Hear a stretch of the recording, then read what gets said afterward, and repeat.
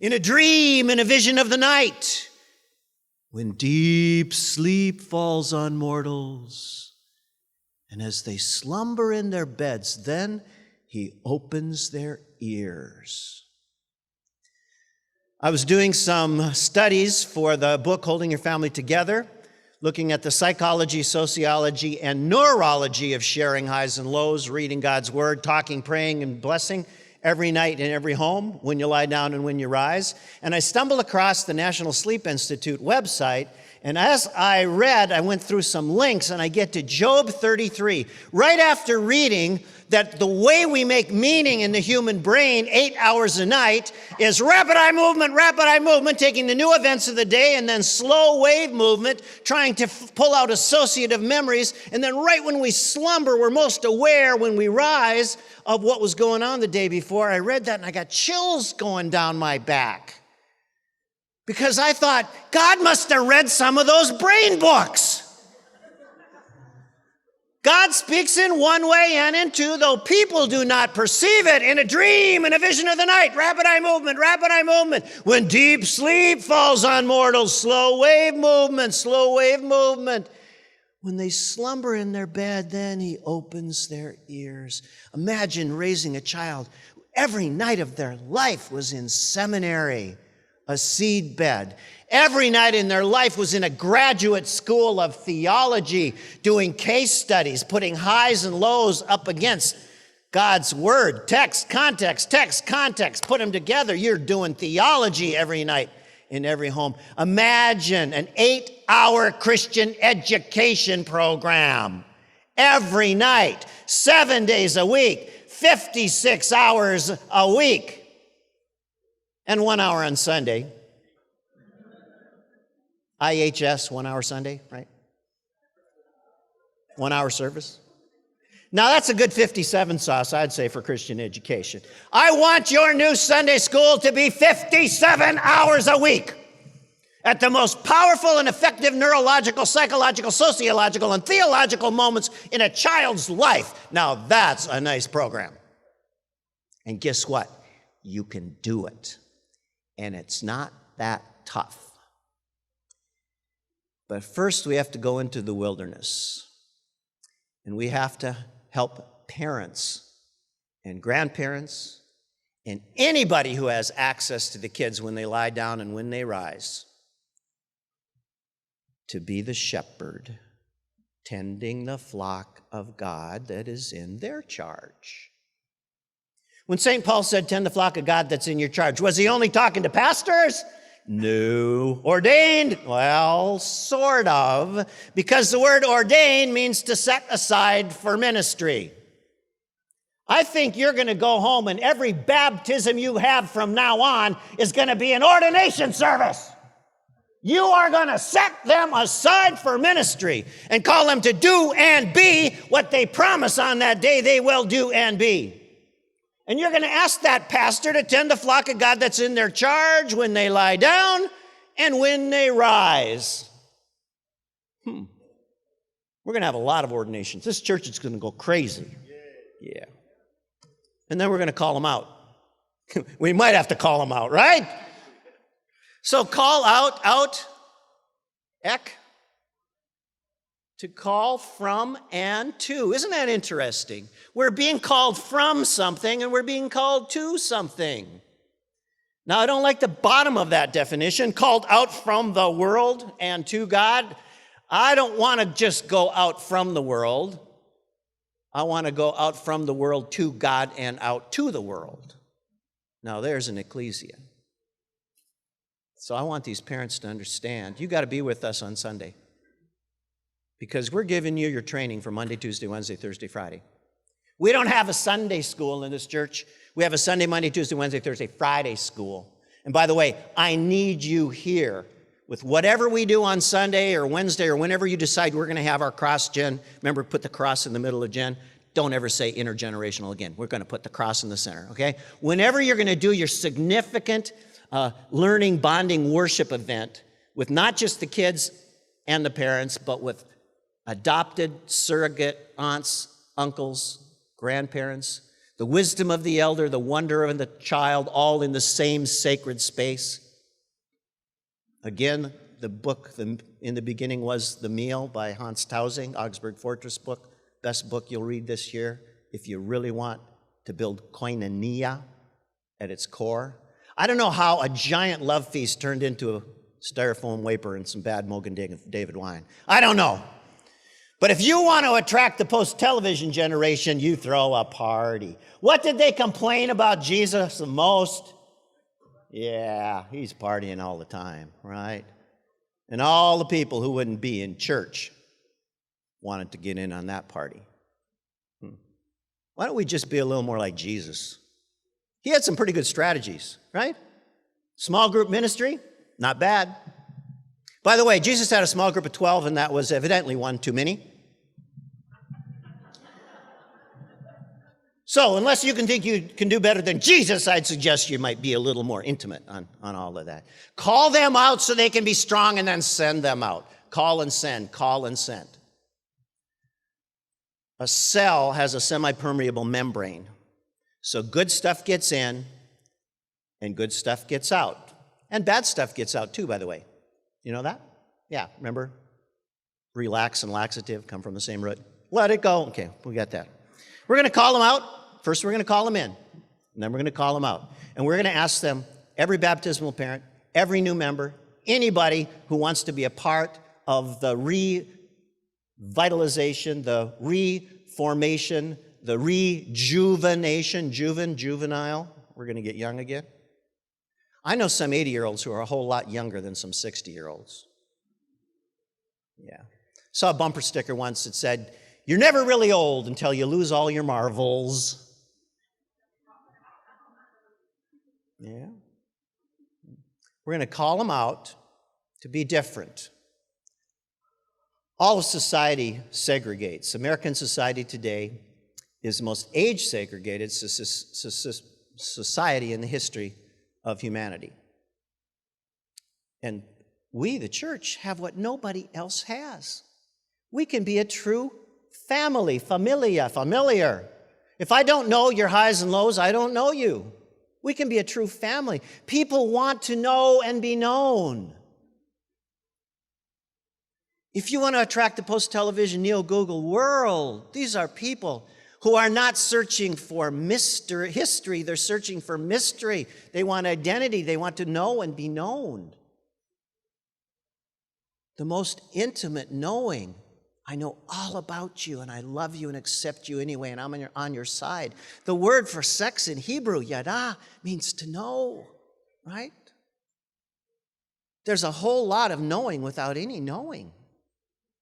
There's a lot of yada without any yada. What's wrong with us? We have the place where you can know and be known, and people starve for that. People are starving to be known and to be touched and to be loved, and we have it. When my dad lost his wife after 52 years of marriage, I was deathly afraid, because I knew biologically the opposite of love is not hate, it's grief. Inside the human body, biologically, all of the healthy neurotransmitters and chemicals that keep you alive, that build up your immune system, that help you get your feet out of the bed and want to get up in the morning, all of those healthy neurotransmitters are eaten to pieces by the stressors of grief. And when cortisol enters the picture, you need a little bit of it for fight or flight and different things, but when cortisol, the main stress hormone, enters the picture, it starts eating up your immune system. It starts inflaming all your organs. It starts making your bones brittle. It starts constricting your blood vessels. It blocks the sleep hormone melatonin, and that's why if you're all stressed, you can't get good sleep. I went to San Diego in search of the neuroscientist at the Neuroscience Institute who wrote the book Music, Language, and the Brain. Dr. Annie Patel, Music, Language, and the Brain. And I wanted to know from a neuroscientist, what is the mind? Do you notice in Deuteronomy 6, Hear, O Israel, the Lord is one. You shall love the Lord your God with your heart, soul, and strength. Ever notice that? Pharisees come to Jesus and say, Rabbi, what's the greatest commandment? You know what? They expect an answer, and Jesus doesn't give them the answer they expect. He throws in mind. You shall love the Lord your God with your heart, soul, mind, and strength. The nerve of him. No wonder they killed him. He's changing the Shema. He's changing the central law of Israel. Who does he think he is? Well, I thought, if he's thrown something else into the central law of Israel, I want to know what it is. So I sat down with the author of Music, Language, and the Brain on a beautiful San Diego evening, and I asked Dr. Annie Patel, what is the mind? And he said, the mind is the brain meets the body meets the environment. Think about that. The mind is the brain meets the body meets the environment. And when Dad lost Mom after 52 years of marriage, he lost a huge piece of his environment. He lost a piece of his mind. He lost a huge piece of the body. No more touch. He lost a piece of his mind. And he lost a huge piece of his brain because, according to my theory, you store a lot of your memories outside of your own brain in what I call the exobrain. There are memories you don't have access to until you get back together with an old friend and they say, you remember the time? Oh, yeah. You didn't have access to it. You had to have a different portal to get access to it. And Dad lost a huge piece of his mind. The brain, the body, the environment. What if we decided as a church we weren't going to push the elder to the sideline? What if we decided their stories would be our glories and our children would grow up hearing and they would be so valued? And the moment they walked in the door, little pudgy hands would be running toward the door and grabbing them. And people would be asking them their highs and lows.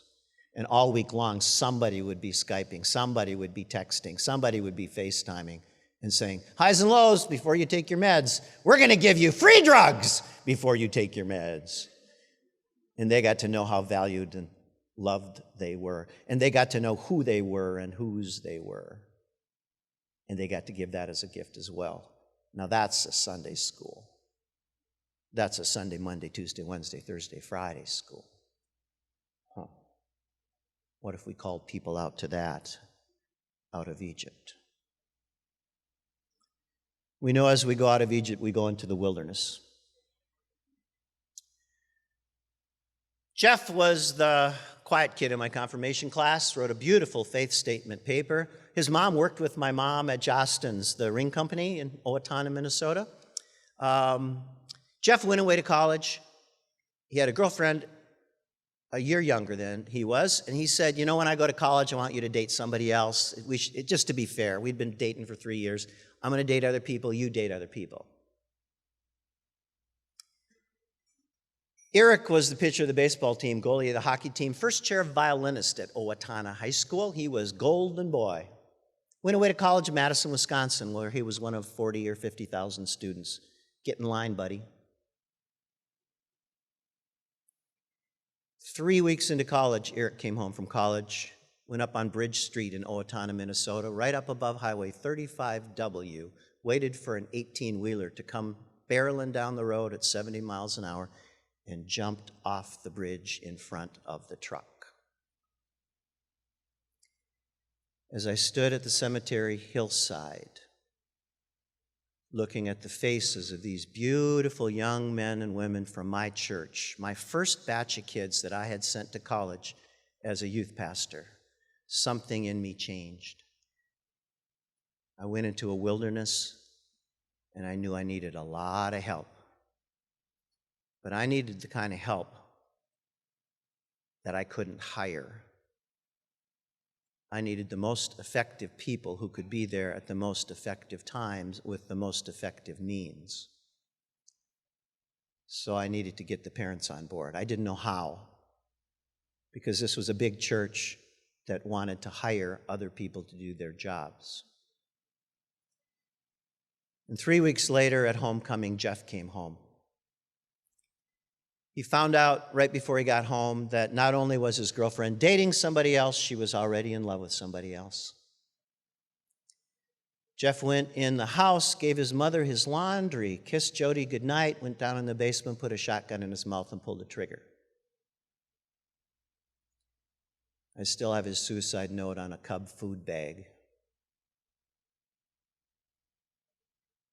And as I stood at the cemetery hillside looking at the faces of these beautiful young men and women, kids who were my kids, we'd done everything with them, all the things you want a Pied Piper youth pastor to do. We'd been to all the camps, all the trips, all the different things. We'd come down to San Antonio for the National Youth Gathering with 100 kids in a youth group and did a show at the Arneson River Theater. We just did everything right, and on that day I quit doing the job of the parents for them. I knew I was in a wilderness, and I needed a lot of help. Right at that same time, we were at the end of our fertility problems. All the laparoscopies, hysterosalpingograms, major abdominal surgery to suture up my wife's tipped uterus, endometrial laser treatments, 9 months on one drug, 6 months on another drug, blind drug study, all of those things, and we were pregnant right then. We're right in the middle of our pregnancy. And I just wanted to be the best dad I could. I knew the heart of parents. Eric's dad had a heart attack in the next 12 months. He survived. Jeff's mom had a stroke and died. The autopsy said a stroke, but any of you who ever held a baby in your arms, you know she died of a broken heart. The stressors of grief just killed her.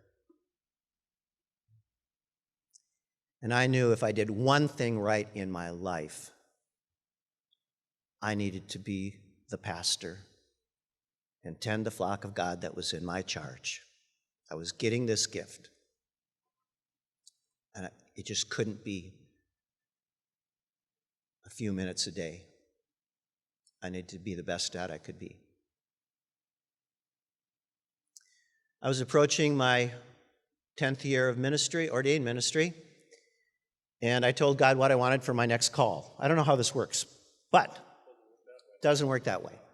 Number one, I said, I want a smaller church than the 3,000 members of the church I was serving. Number two, I wanted to preach a whole lot more than once every 6 weeks that I was doing in the big church. And number three, I wanted to be as far away from Minnesota as I could possibly get. So I get a phone call from a senior pastor of a 5,000 member church in Stillwater, Minnesota.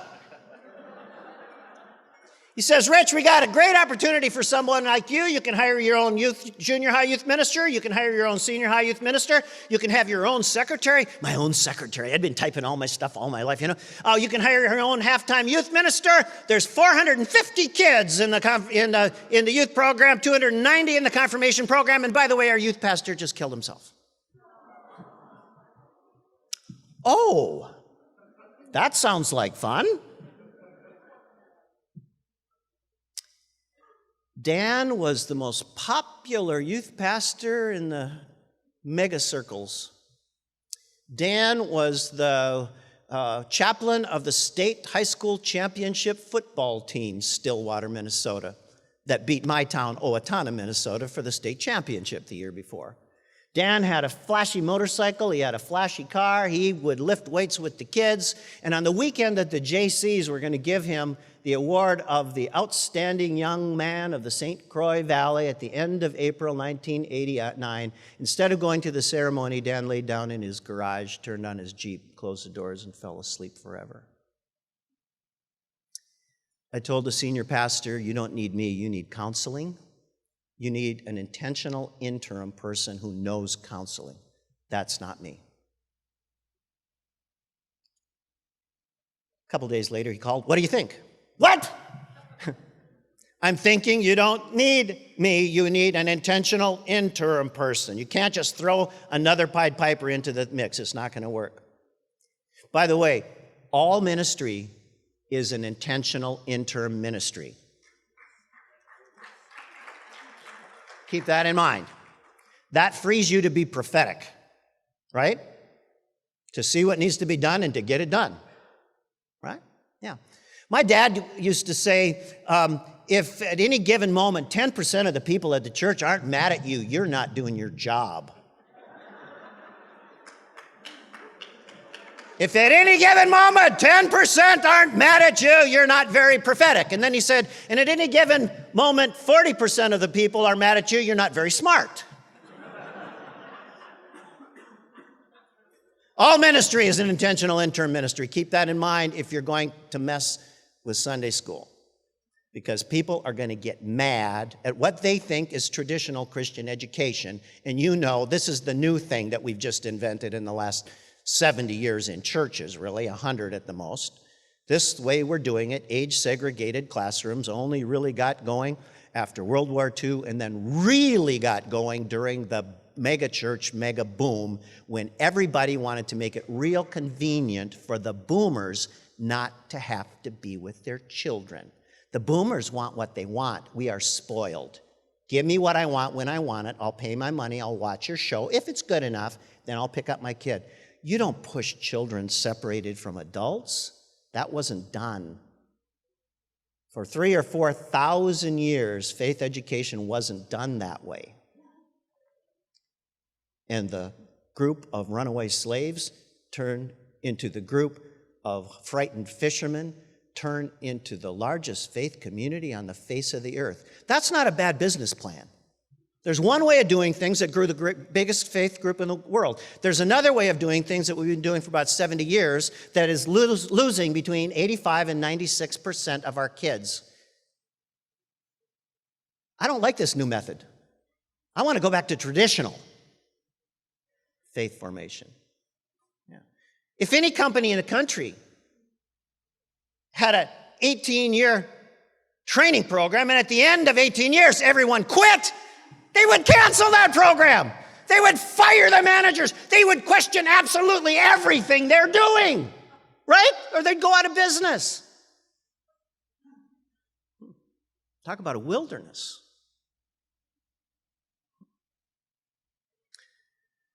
I told the senior pastor I would talk to his other pastors. Betsy Dolmer had been a classmate of mine in seminary. Maybe she'll listen. So I went there and I said, look, you can't just throw another youth pastor into this mix. You have to have intentional interim counseling for these kids. You have to break them into small groups so that everybody can know and be known, and everyone's highs and lows can get, and all the garbage can get out. And I went home. And a couple days later, senior pastor calls. So what do you think? I'm thinking you don't listen to me. I don't want to work with a senior pastor who doesn't listen to me. Done it before, don't want to do it again. He said, come and talk to the parents. Tell them that. So I met with the parents. And one set of parents happened to be a family whose mother was the cousin of my uncle on my mom's side. So they were doing all the reconnaissance. They were just, yeah. Again, con with naissance, a birth, right? Yeah. And I said, you really, I'm going to a small church. I'm going to preach every week. I need to preach every week. And I'm going to be away from Minnesota for a while. I need that, okay? Nothing wrong with Germans, Norwegians, and Swedes. I am one, but ich nicht verstehe ingenting. I need something different, don't you know? So then I went home, and the president of the church gave me a call. Kathy Thunheim happened to be the president of the biggest PR firm in the Midwest. Her clients were Cargill, Best Buy, Minnesota Twins, Medtronic. She went on to become the president of IPREX, the largest PR consortium in the world. Kathy Thunheim was really smart. I should have never taken that call. She picks up the phone and she says, "Hey, Rich, I'd like to buy you a cup of coffee at Northfield. It's halfway between Tarshish and Nineveh."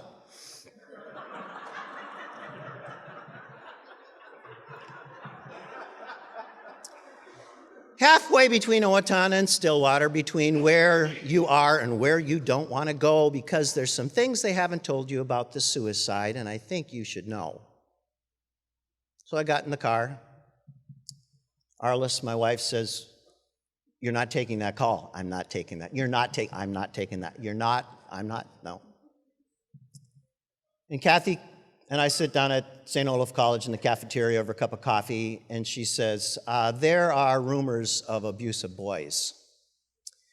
There were boys who he hung out with a whole lot, and there are rumors of a suicide pact on the anniversary of his death, that these boys are all going to go join their fallen leader who's lost and gone forever. By the way, that's the biggest danger of a Pied Piper youth pastor. Kids often have more faith in the pastor than they do in Jesus, and that's just not smart. She said, 4 of the last 5 pastors who have worked here are no longer in the ministry, and one of them's dead. There's no way you should take this call. Unless the Holy Spirit is tugging on your heart. Nail me to a wall. Guilt and the Holy Spirit are related. They are talking. I got in the car. I drove back home. Halfway in Faribault, Minnesota, I stopped at the Stookies to make a phone call. This was the day before cell phones.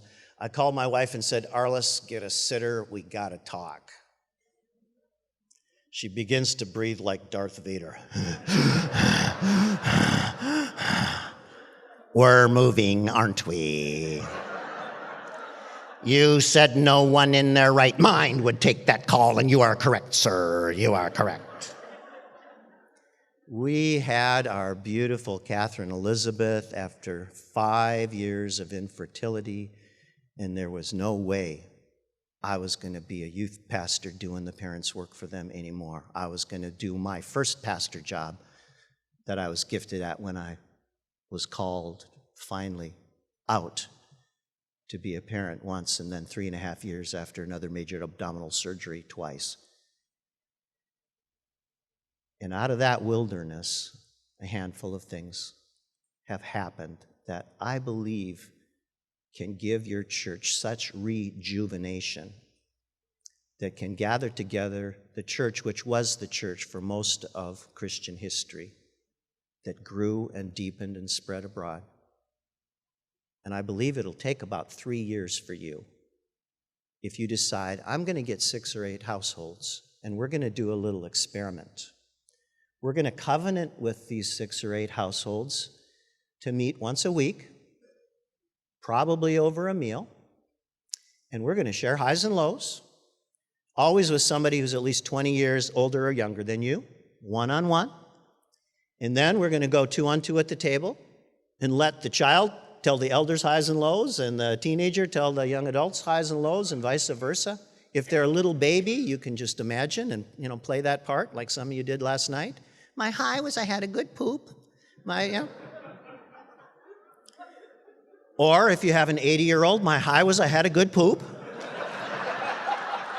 Let it go, let it go.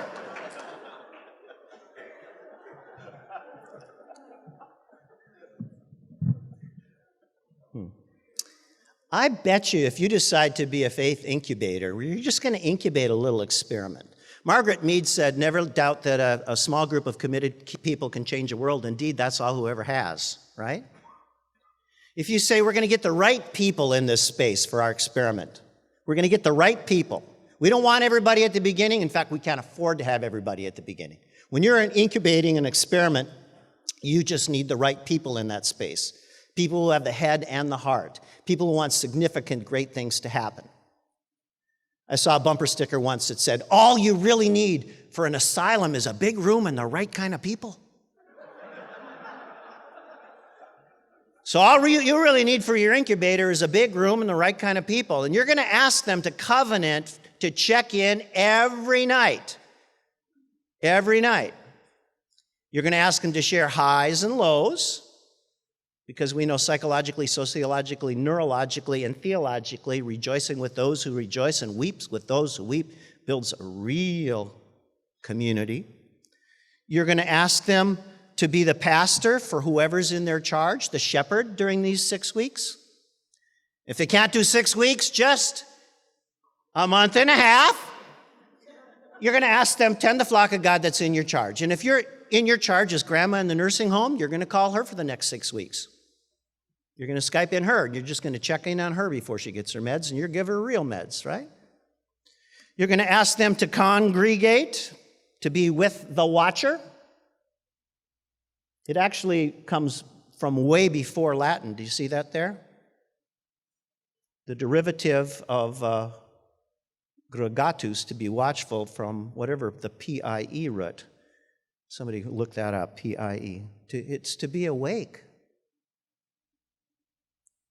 To be awake. The watcher is awake, right? Yeah. Parent, we want you to be awake. Do you know that 40% of American teenagers have a suicide plan? A plan? Be awake. What's going on with grandma today? What's going on with this young adult? What's going on with these people? We're going to be awake. We're going to ask them to congregate, and we're going to ask them to be a pastor. Text. We're going to make sure that our text is Sunday's preaching text. And before we ever go from verse to verse to verse to verse to verse, looking for something to do for our devotions, Len Sweet calls that versitis. Before we go from verse to verse to verse, before we go wide, we're going to go deep. We go deep, then wide. Okay? So take my preaching text on Sunday and just live with it all week long. They say you can never walk into the same river twice. I don't think you can walk into the same Bible story twice. Some time has passed. Some new insights have passed. Your brain had some time to do rapid eye movement, slow wave movement, and pull out all kinds of things and bump it to the surface. What if you decided from now on, my Sunday preaching text is going to be 1/8 of our engagement in this congregation 3 years from today. But I'm going to ask this small group to covenant with me. We're going to go off-site every night to put highs and lows next to the text, text, context, text, context. And I'm going to ask my incubator group to truly just wrestle with this all week long. Don't go to something else. Just stay on this one. Share your highs and lows, then go to the text, read it, then talk about it. Do you know that little girls at birth have 11% more brain tissue dedicated to talking and listening than little boys? Did you know that? The brain is growing at the same speed in the womb until the testosterone kicks in, and at that point, the little girl's brain just keeps growing, more capacity in her tissue up above the left ear for linguistics and phonics, and the little boy's brain takes a break for about 40 years. 11% more brain tissue to talking and listening. But the brain is quite amazing. Just like muscles, the more you lift, the more capacity you grow to lift. The more you talk, the more you listen, the more you empathize, the more you sympathize, the more capacity you grow for compassion to suffer with. For empathos, I'm in pain with you, you hurt when I hurt. The more capacity you grow to rejoice with those who rejoice and weep with those who weep. Share, read, talk. Did you know that little boys have 2.5 times more brain tissue at birth dedicated to sex? And a whole lot more dedicated to action and aggression at birth because of the testosterone? It's just not safe to leave a little boy alone with his feelings held inside. Little girls in our society, if they don't have a way to get it out, to deal with their stress, cutting, anorexia, bulimia, they seem to punish themselves. Little boys, Why are 67, 68 of the last 69 school shooters little boys? The FBI profilers only could find a couple things in common with the school shooters. Almost all of them have a daddy problem, or no daddy. My best Jewish friend is an Oscar-winning musician in Los Angeles, Yuval Ron. Google Yuval Ron music. And whenever I'm in LA, if I happen to be there on a Friday, I get myself invited over for Shabbat. And we have everything together. We have the candles on the table. He's got a little girl and a little boy. The little boy's got curly blonde hair, sweetest little guy. He swirls the candles and brings the smoke over their heads. And we have a wonderful Shabbat meal. The first time I was there, their little boy ducked under the table in the middle of the meal, and within minutes I heard, "Abba, Abba, come play fire trucks with me." I'd never heard Abba like that. I needed to hear it from a very small voice. And the next thing you know, the father, who is entertaining important guests, is not too big to get under the table and play fire trucks with this precious little boy. I want all our children and all our grandchildren to understand that they have a father, a great, important, mighty father who's not too big to get down to their level and revel in who they are. If you want a model